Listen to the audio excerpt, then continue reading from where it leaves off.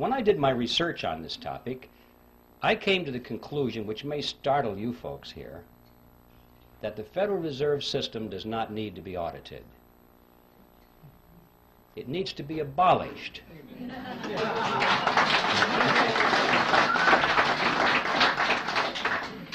And the reason I say that is because I'm sure that if they audited the Federal Reserve System, they would find out that it's doing exactly what it's supposed to do. There's no secret there. There's no shenanigan going on behind the scenes. It's all out in the open. If we'll just study the Federal Reserve System on the basis of what we know already, if we'll read their literature, if we'll dig into the history, we find out that it's one of the greatest scams of all history. Out on the surface, it doesn't need an audit. An audit, I'm sure, would merely delay the process for a couple of years, give the American people the false impression that something is being done about this problem, and at the end of 2 years they'd say, well, the books are clean.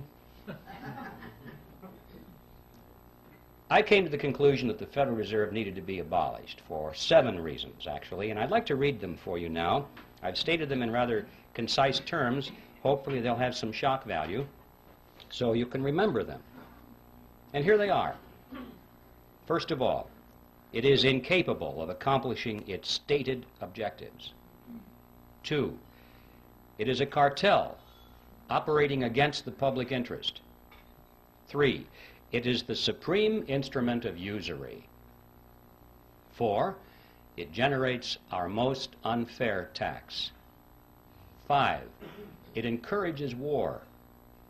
6, it destabilizes the economy. And 7, it is an instrument of totalitarianism. Now, I don't know what you think about those 7 points. I know that a lot of you are totally in agreement with it. I can tell by your reaction.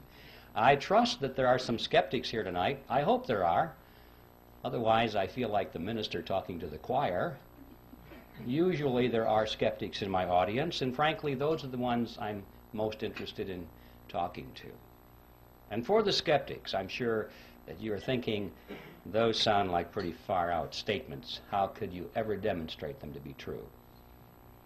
But I think you would agree, regardless of your preliminary conclusion about those statements, that if any of them could be proven to be true, there would be good enough reason to abolish the Federal Reserve System. So let's take a look and see whether they can be supported. Time doesn't permit to go into all 7 of those here this evening, but I would like to splash around on at least the first 4 of them to show you that indeed there is ample evidence to support these conclusions.